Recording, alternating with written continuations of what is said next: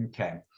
So today, our wealth building focus or investment focus is actually going to be on lending. So investment lending 101, right? So we're very grateful that we have Mike on here, so he'll be able to share some things from the traditional lending side of things.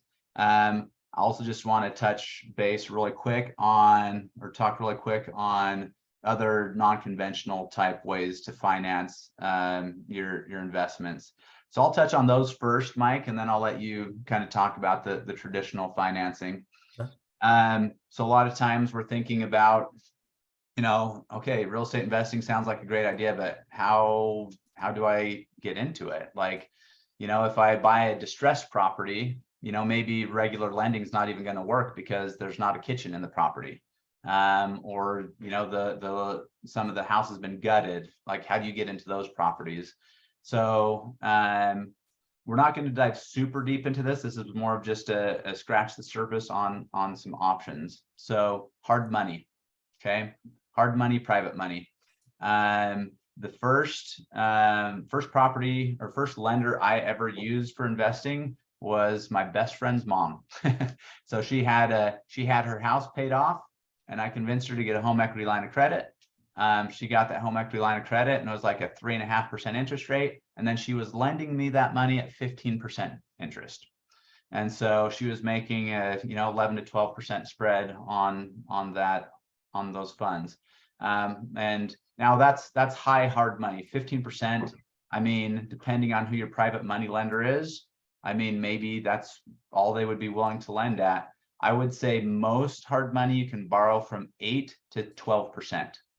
8% might be a little harder at the moment because other interest rates have gone up. So that kind of pushes those hard money lenders a little higher on their interest rates sometimes.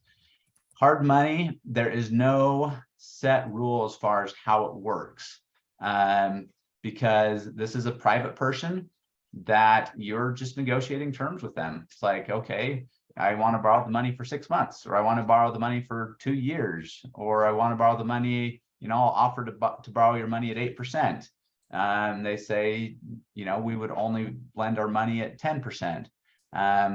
There might be people who are like, what, we have $2 million sitting in an account that's making 0.1% in a savings account.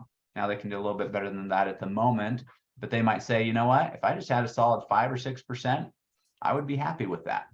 So hard money is a great way to buy investment properties, especially super distressed property. You almost have to do it with hard money initially so that you can remodel the property to a condition to get a regular traditional loan on it.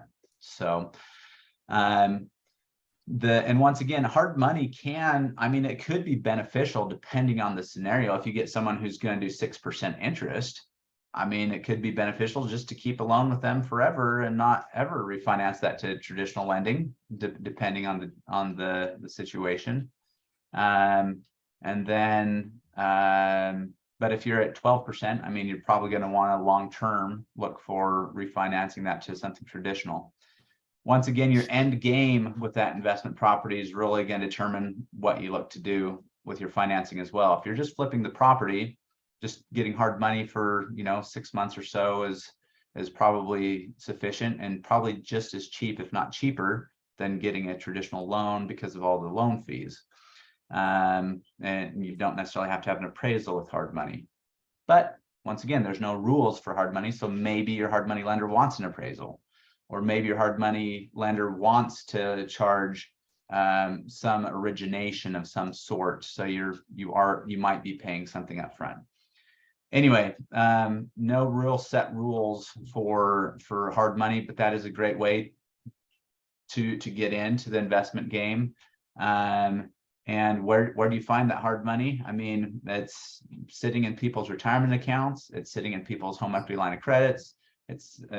Or just equity in general in people's houses. It's sitting in people's savings accounts. There are people that I'd call almost professional hard money lenders. So like if you talk to certain traditional lenders, sometimes they have access to these hard money lenders, and they'll actually loan originate for a hard money lender. And Mike, I'm not sure if you guys do any of that type of loan origination for hard money lenders or not. We don't at Movement, but I do personally. I like Okay. to do hard money. And that's actually what I was going to add on is you guys could potentially be hard money lenders, right? If you have 20, 40, 100,000, 150,000, right? You can be hard money lenders. And I would keep that in mind as you come across different opportunities. There might be ways for you guys to capitalize on that and be the bank. Yep. Perfect. Um, so yeah, so the hard money, once again, I would talk to regular lenders because they might have those resources, but talking to friends, family, your dentist, your doctor, those kinds of people, your orthodontist, kid's orthodontist, those people may have an interest. They might be more than happy to lend because they're making hardly anything on this hundreds of thousands of dollars sitting in a savings account, and they just don't know how to place it. And maybe they're like, well, I'm super, like, I don't want to put it in the stock market because I don't trust it, or I don't know where to trust to put my money for an investment. So it could be a solution for them. And you'll be surprised as you start to have those conversations with people about who does and doesn't have funds to lend for those purposes.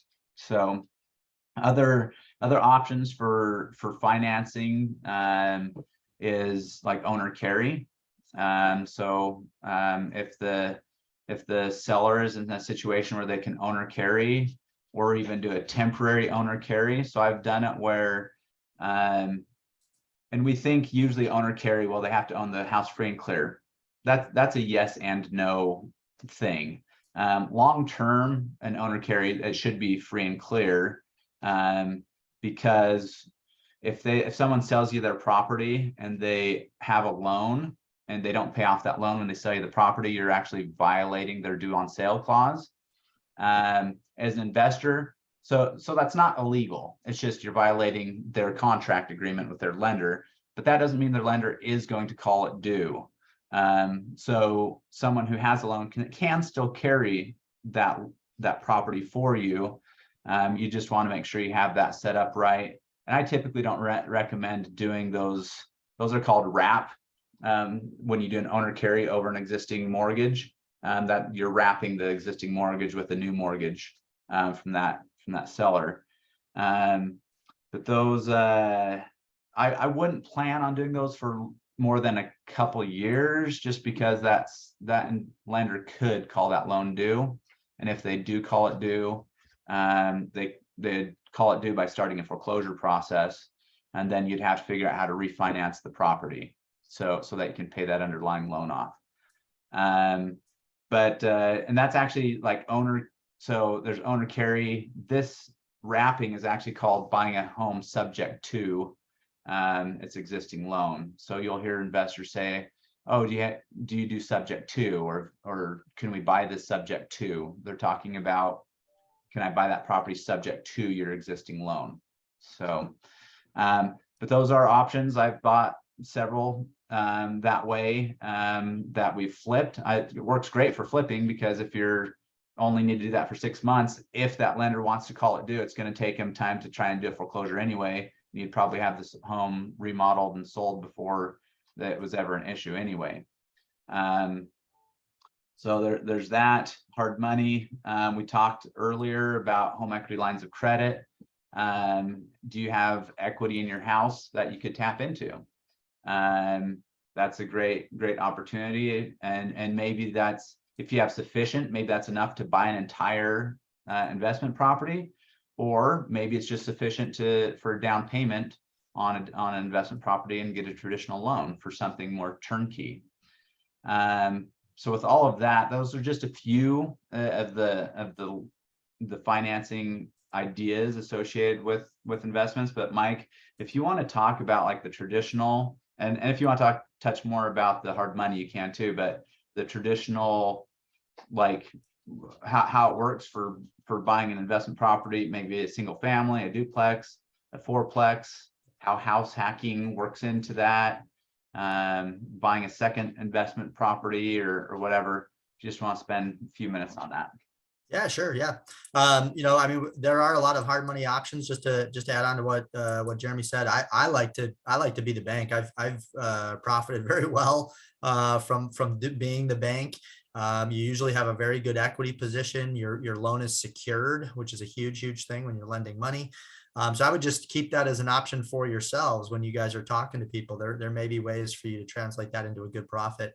But as far as traditional things go, so obviously there's just flat out buying an investment property, right? You see a property, you want to buy it, it's going to be investment. You're not going to move there. That is actually not that hard to qualify because we get to use rental income to qualify. So it's really pretty feasible for most people. Where the challenge is 100%, the challenge is on funds. It's availability of funds, because as buying as an investment property, it does need a pretty sizable down payment. So most of the time that's going to be at least 20% for a single family home and at least 25% for multi-units. So that is absolutely the challenge. If people have the funds, it's usually not hard to do. If people don't have the funds, it's hard. We got to find that capital from somewhere. So that's kind of the traditional route that I think most people think in their head when they think like, I'm going to get an investment property.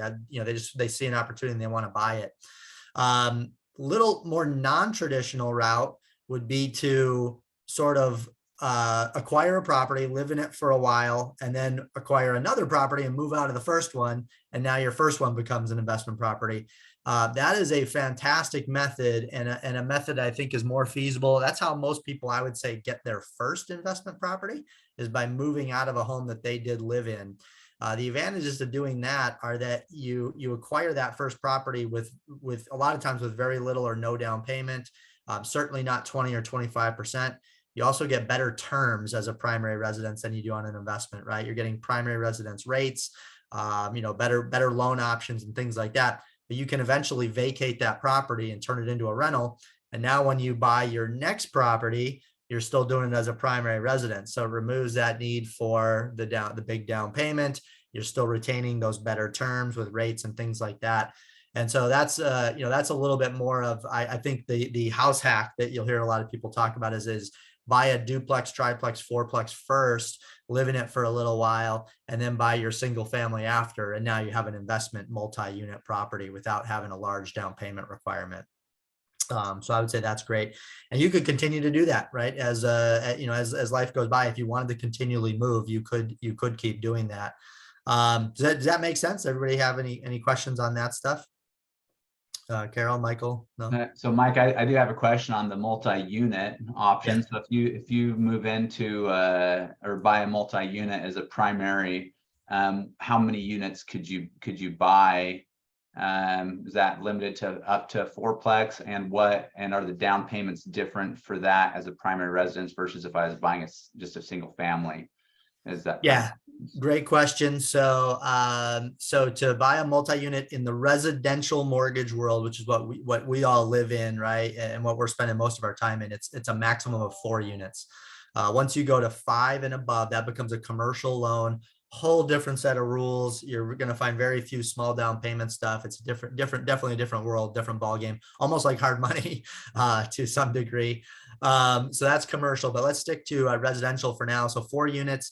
If you're buying it as a primary residence, if there are low down payment options, VA can be 0 down. FHA is possible to be as little as 3.5%. Conventional is possible to be as little as 5%. So there are some low down payment options to get into these multi-unit properties and really start your investment path forward. It's really a great way to start that. One thing I do want to mention on FHA, and this is kind of both for this conversation and something for you guys to think about as agents guiding clients. FHA for 3 and 4 units, not for duplexes, just 3 and 4 units, has this little annoying test called a self-sufficiency test. If you haven't heard of it, the property under FHA is required to be what's called self-sufficient. And what that means is that we have to look at all the rents from all the units, including the one that the new owner might live in. We take out some vacancy and maintenance factors, right? So we reduce it a little bit. That number has to be higher than what the homeowner's mortgage payment is with taxes and insurance.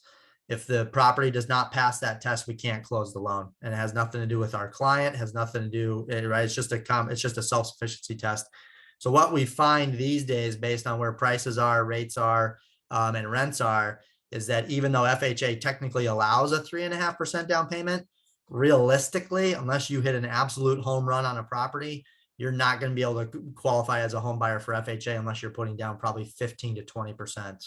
Like, it just, the numbers just don't add up. So again, that's something for both investment purposes in this conversation, and we would need to guide our clients if they're an FHA buyer looking for a multi-unit. We need to be aware of that test for on 3 and 4 units. Okay.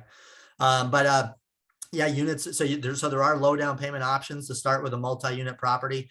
And then that's if somebody really wants, if this is their goal and they don't own a property yet, that's a great way to start, and something that we should really focus on is a low down payment multi-unit to begin with. Perfect. Awesome. So I know there's sometimes first time home buyer programs, grants or other assistance. Can those be used for the multifamily options as well? Not for multi-unit. Those programs are all designed for just traditional home ownership. So they're fantastic. They promote home ownership, but they don't promote investing, unfortunately. Now we can use those when people are buying their second home, right? So they bought one already, they're moving on to another place. We can definitely use those. It just has to be a single family residence at that point that they're purchasing. Okay, perfect. Yeah. Awesome. Okay, does anybody have any questions for Mike on any of these items? Okay.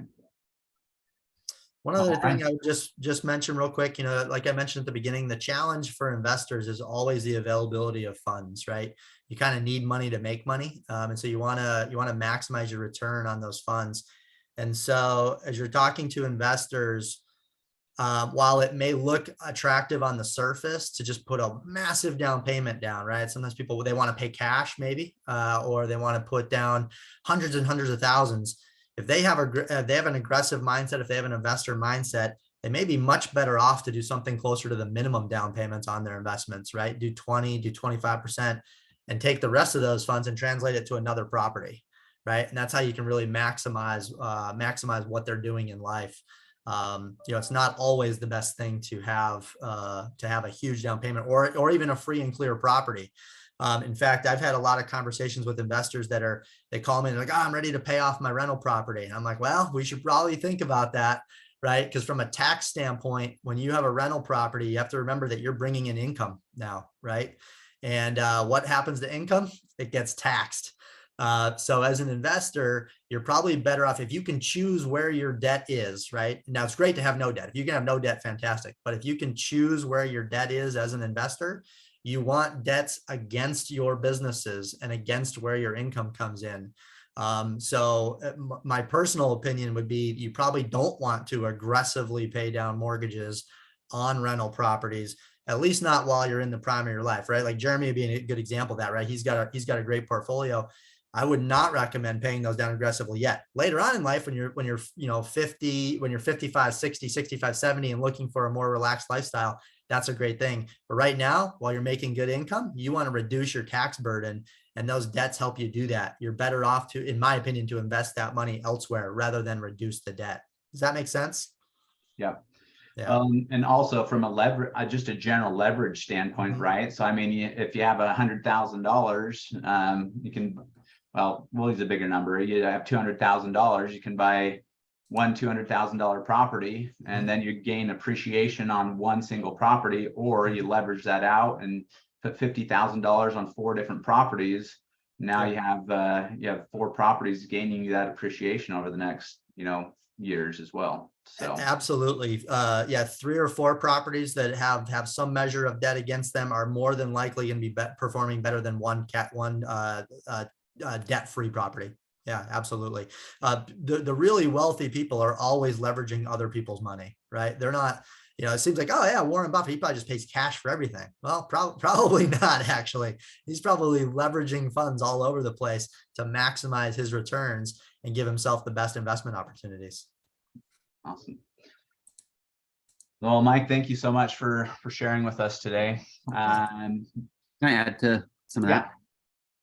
that? I guess one thing to keep in mind too, when you're doing, if you're looking to buy and hold a property and doing hard money, first step, I would say get a pre-approval with Mike first, because you want to make sure that in a year or two, you know where your finances need to be, and you don't put yourself in a position where, man, I have this great house and now I have to sell it because I can't get financing on it. And so understanding what your finances need to look like is a big deal, because I had to make changes to the way I do my taxes and file taxes to make sure I hit certain milestones to still be able to continue to get new loans. The second thing is the hard money lending and asking people for money. I know it can seem weird. I think I've mentioned this before, but if you approach it the right way with the right script, they'll actually thank you for thinking of them.